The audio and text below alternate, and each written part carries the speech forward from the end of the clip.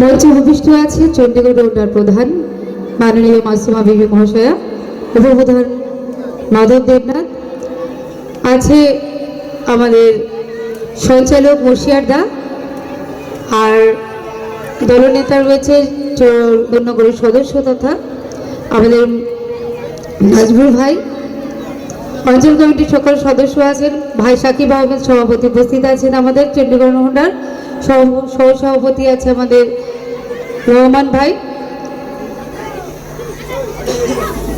তো প্রতিটা অঞ্চলের অঞ্চল সভাপতি, প্রতিটা বুথের বুথ সভাপতি, বুথ কমিটির সদস্যরা এবং এই অঞ্চলের সকল আয়োজক যারা এই অনুষ্ঠানের আয়োজন করেছেন, সভাপতি লালটু ভাই আছেন, প্রত্যেককে আমার সালাম, ভালোবাসা, শ্রদ্ধা জানাচ্ছি। এবং একই সঙ্গে আছে কৈনর্দি সমিতির সদস্য, সমিতির সঞ্চালক নারী শিশুর কর্মাধ্যক্ষ রয়েছেন সাজুরা বিবি, তৎসব আমার সামনে অগণিত ছোট্ট ছোট্ট ঘরের ছেলে মেয়েরা, ভাইরা, বোনেরা আছে এবং মাইকের আওয়াজ যতদূর যাচ্ছে প্রত্যেক বড়দের আমার শ্রদ্ধা, ভালোবাসা এবং ছোটদের আমার ভালোবাসা জানাচ্ছি। প্রিয় গ্রামবাসীদের একই সঙ্গে শ্রদ্ধা, ভালোবাসা জানাই। কিছুদিন আগে নতুন বছর গেল আমাদের ইংরাজির, সকলকে শুভেচ্ছা, ভালোবাসা জানাই। প্রত্যেকের জীবন আগামী দিনগুলি সুন্দর কাটুক, মঙ্গলময় কাটুক এই আশা করি। আজকে যে আয়োজকরা এই অনুষ্ঠানটি করেছে, প্রতি বছরই করে, তারা প্রথম থেকে ষষ্ঠ শ্রেণী পর্যন্ত বাচ্চাদেরকে শিক্ষা সামগ্রী প্রদান করে উৎসাহ দেওয়ার জন্যে। একই সঙ্গে থাকে যারা মাধ্যমিক উচ্চ মাধ্যমিক কৃতি ছাত্রছাত্রী আছে তাদেরকে সম্বর্ধনা দেয় এবং একই সঙ্গে যারা একটু পিছিয়ে আছেন অর্থনৈতিকভাবে তাদের পাশে দাঁড়ানোর চেষ্টা করে ছোট্ট একটি শীতবস্ত্র উপহারের মাধ্যমে। এমন একটি মহৎ অনুষ্ঠানের অনুপ্রেরণা কিন্তু আমরা কোথা থেকে পেয়েছিলাম? আমরা পেয়েছিলাম মাননীয় মুখ্যমন্ত্রী মমতা ব্যানার্জির কাছ থেকে। কখন? যখন আমরা ক্ষমতায় আসেনি, তৃণমূল কংগ্রেস ক্ষমতায় আসেনি। আমরা আন্দোলনের ডাক পেয়েছিলাম কখন? যখন তৃণমূল কংগ্রেস ক্ষমতায় আসেনি, যখন মানুষের অধিকার নিয়ে মমতা ব্যানার্জি লড়ছে, যখন নারীর অধিকার নিয়ে মমতা ব্যানার্জি লড়ছে, তখন ঠিক মানুষের পাশে দাঁড়ানোর অঙ্গীকার পেয়েছিলাম।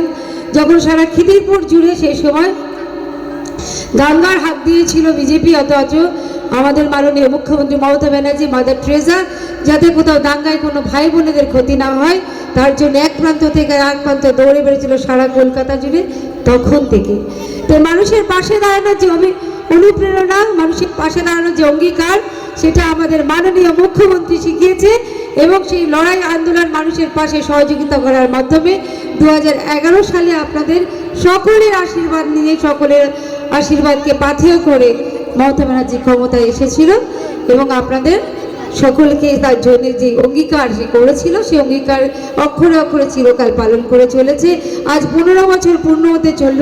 আমরা বিভিন্ন জায়গায় উন্নয়নের পাঁচালি পড়ছি, উন্নয়নের সংলাপ চলছে। তার মধ্যে দিয়ে আমরা মানুষের কাছে বার্তা পৌঁছে দিচ্ছি যে মমতা ব্যানার্জি যে অঙ্গীকার করেছিল সেই অঙ্গীকারের যে যা কথা আপনাদের দিয়েছিল সে কথা কিন্তু সে রেখেছে। কন্যাশ্রী থেকে শুরু করে সবুজশ্রী, সবুজশ্রী থেকে শুরু করে রূপশ্রী, স্বাস্থ্যসাথী থেকে শুরু করে সে করেছে দুয়ারে রেশন, কোনোটা কি বাদ দিয়েছে?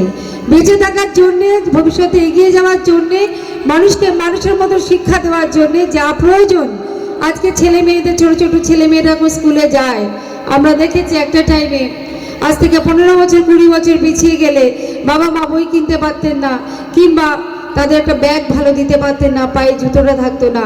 মমতা ব্যানার্জি কিন্তু সেই দিকটার খেয়াল রেখে আমার ছোট ছোট্ট বাচ্চাদের পায়ে সেটা তুলে দিয়েছে, হাতে ব্যাগ তুলে দিয়েছে, বই তুলে দিয়েছে। ক্লাস 6ষ্ঠ শ্রেণী পাস করার পরে ঠিক 15 বছর আগে আমাদের ভাবতে হতো কি করে বইটা কিনবো। মমতা ব্যানার্জি সে বেদনাটা মিটিয়ে দিয়ে তাদেরকে বই ফ্রিতে দেওয়ার ব্যবস্থা করেছে, খাতাও দিচ্ছে। এই হ্যাঁ মুখ্যমন্ত্রী যে দায়িত্ব যে পশ্চিমবঙ্গের যে রাজ্যে তুলে নেয়, সেই রাজ্যের কোনো বাচ্চা নিরক্ষর থাকতে পারে না। আজকে লালটুদের এই প্রমাণ, লালটুদের অনুষ্ঠান এই প্রমাণ আমার ভাইয়ের তৃণমূল কংগ্রেসের হাত ধরে সেই প্রমাণিত করেছে মানুষের পাশে কি করে থাকা যায়, ছাত্রদের পাশে কি করে থাকা যায়। কারণ আমরা জানি ঘুমিয়ে আছে শিশুর পিতা সব শিশুর অন্তরে।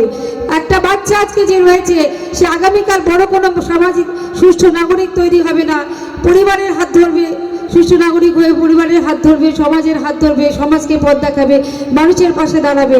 তাহলে সেই মানুষটাকে সবার আগে শিক্ষা দেওয়া প্রয়োজন। তাই তো সেই আঙিনায় সেদিন আমাদের কন্যাশ্রীকে তুলে ধরেছিল। কিচ্ছু করার নেই, আমাদের কন্যাশ্রী আনা দরকার ছিল পশ্চিমবঙ্গের বুকে।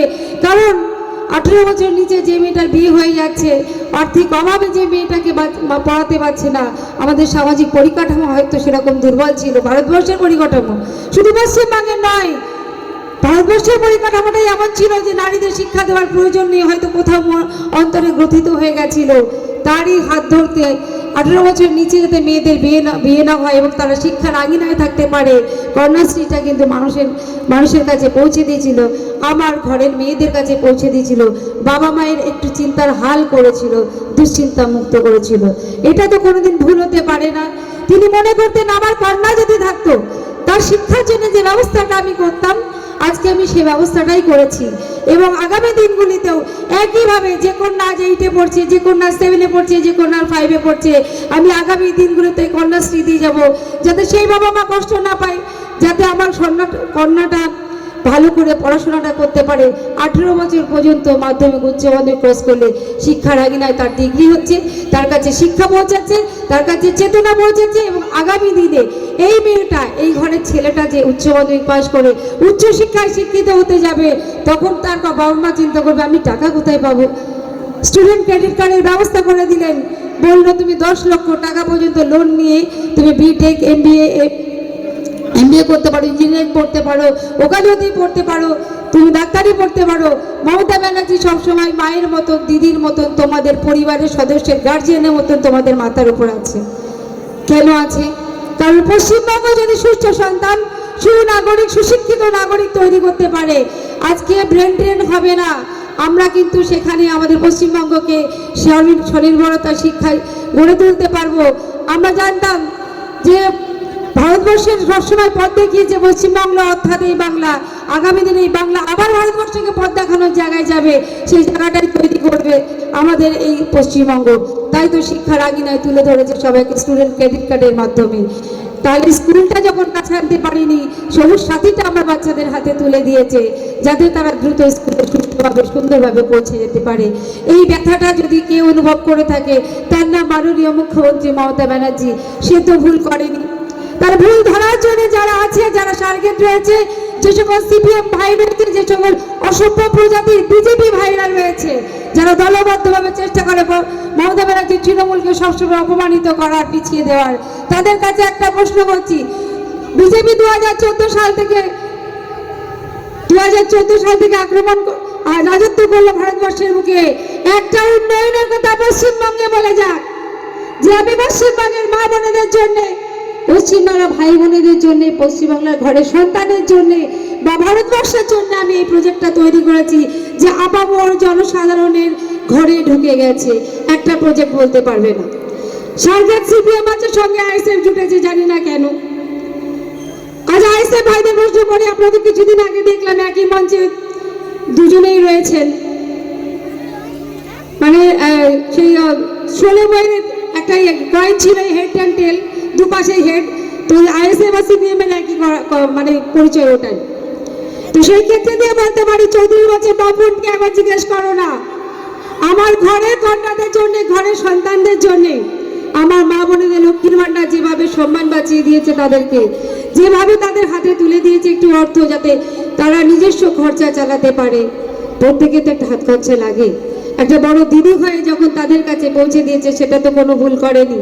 তাহলে 34 বছর বাপুন কি করেছে পশ্চিমবঙ্গের জন্য, পশ্চিমবঙ্গের মা বোনেদের জন্য, কন্যা সন্তানদের জন্য, অথবা পশ্চিমবঙ্গের ছোট ছোট ছাত্রদের জন্য? যদি কোনো উত্তর দিতে পারে, তাহলে দাঁড়িয়ে কথা বলুক। মাইক ধরে একবারও বলতে পারে না কোনোদিন কোনো কোথাও যে পশ্চিমবঙ্গে তারা মানুষের জন্য এই কাজ করেছে। সন্ত্রাস রাজধানী করেছে, শিকার আমরা হয়েছি। পার্শ্ববর্তী 25 নম্বরে থাকতাম, তৎকালীন 15 নম্বর ওয়ার্ড ছিল। সবকিছু দেখেছি, চোখ রাঙানো দেখেছি, মারধর দেখেছি, বোমাবাজি দেখেছি, কিন্তু রুখতে পারিনি, কারণ আমাদের মমতা ব্যানার্জি ছিল সততার প্রতীক। তার লড়াই আমরা সামিল হয়েছি এবং সেই লড়াইয়ের সুফল আপনাদের হাত ধরে এসেছে। এবং আমি জানি মমতা ব্যানার্জি যে কথা দিয়েছে, কথা রেখে গেছে। তাই আগামী দিনে ভাবতে হবে, যারা তরমুজের মতন দলটাকে ব্যবহার করছে, যারা বিভাজনের রাজনীতি করছে, যারা ভাই ভাই দাঙ্গা বাঁধানোর চেষ্টা করছে, যারা শান্ত বাংলাকে অশান্ত করার চেষ্টা করছে, আপনি তাদের সঙ্গে থাকবেন না যারা মা বোনকে স্বাস্থ্যসাথীর মাধ্যমে আমাদের মায়েদেরকে সমর্যাদা সহকারে একটা রোগী প্রিয় পরিবারের প্রিয়জনকে সুস্থভাবে বাড়ি ফিরিয়ে আনার রাস্তা তৈরি করে দিয়েছে, জায়গা তৈরি করে দিয়েছে, বাপের বাড়ির মা বাবা চিকিৎসার ব্যবস্থা করে দিয়েছে, সেই স্বাস্থ্যসাথী কার্ডের মাধ্যমে তার কথা ভাববেন, কার কথা ভাববেন, এটা কিন্তু আগামী দিনে ভাবতে হবে।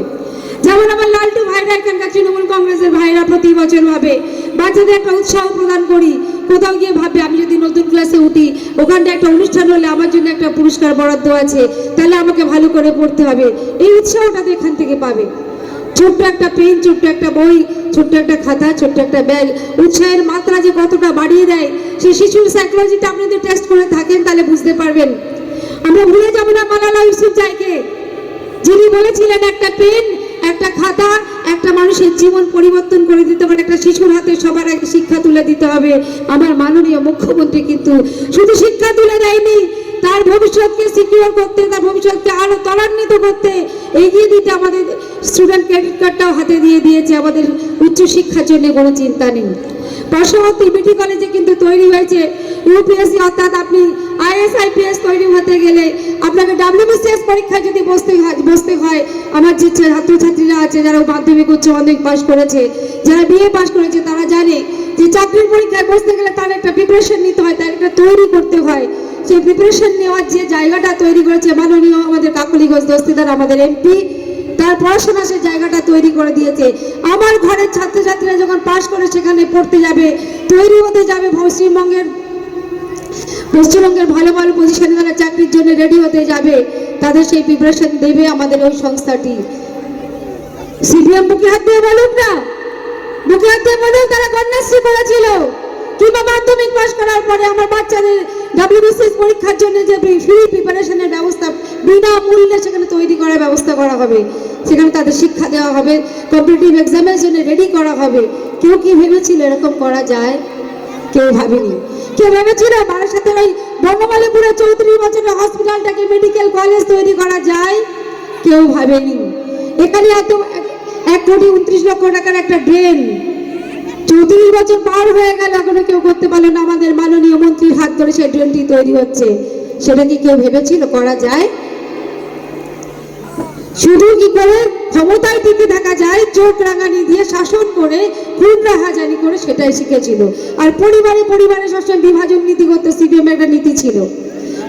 পরিবারে বিভাজন তৈরি করতো যাতে সেই পরিবারটা শক্ত হয়ে দাঁড়াতে না পারে।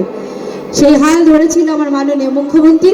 আপনারা সেই হালের সঙ্গ দিয়েছিলেন এবং ভারতবর্ষের তথা পশ্চিমবঙ্গকে সেই জায়গায় আগামী দিনে উত্তীর্ণ করবে আপনাদেরই হাত ধরে।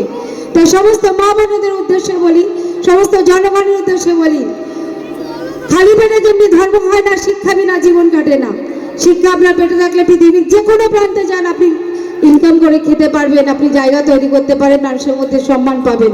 সেই জায়গাটা মাননীয় মুখ্যমন্ত্রী করে দিয়েছে। চিকিৎসার জায়গাটা মাননীয় মুখ্যমন্ত্রী করে দিয়েছে, দুয়ারে রেশনটা করে দিয়েছে। তাই সমস্ত জনগণের উদ্দেশ্যে আমাদের আহ্বানটা হলো, কিছুদিন আগে উন্নয়নের সংলাপ গেল, উন্নয়নের সংলাপের মাধ্যমে আমাদের মাননীয় মন্ত্রীর সঙ্গে ছিলেন আমাদের রতিন ঘোষ, আপনাদের ঘরের ছেলে, যাকে প্রতিবার আপনারা ভালোবাসার সাথে আশীর্বাদ দিয়ে জিতিয়ে নিয়ে আসেন এবং আপনাদের 24 ঘন্টা 12 মাস পরিষেবা দেওয়ার জন্য ঘরের ছেলের মতন যে সঙ্গে থাকে, তিনি গেলেন। তাহলে একটাই কথা ছিল যে উন্নয়নে কোনো কমতি থাকলে বলুন, কোনো পরামর্শ আমাদের দিন, যে পরামর্শ আগামী দিনে মমতা ব্যানার্জি নতুন প্রকল্প তৈরিতে সাহায্য করবে, যাতে মানুষের সমস্ত কাজে লাগে, প্রতিটা ঘরের প্রতিটা সদস্যের কাজে লাগে, যেমন তার প্রতিটা প্রকল্প মানুষের কাজে লেগেছে জন্ম থেকে মৃত্যু পর্যন্ত। তাই আপামর সমস্ত জনগণের কাছে আমাদের প্রার্থনা থাকবে, আগামী দিনে আমাদের নির্বাচন আসছে, সেই নির্বাচনে আপনাদের অঙ্গীকার করতে হবে নিজের কাছে। আমরা বলি আমাদের একটু স্বার্থপর হতে হয়, আমরা প্রত্যেক মানুষের স্বার্থপর কম আর বেশি। সেই জায়গায় দাঁড়িয়ে আপনারা ভাববেন 15 বছরে আপনি কি পেয়েছেন, আপনার পরিবার কি পেয়েছে, আপনার সন্তান কি পেয়েছে, আগামী দিনে আপনার সন্তানের আর কি প্রয়োজন, আপনার পরিবারের আর কি প্রয়োজন।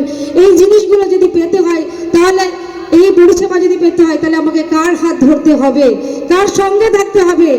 5 হাতের 5টা আঙুল সমান হয় না।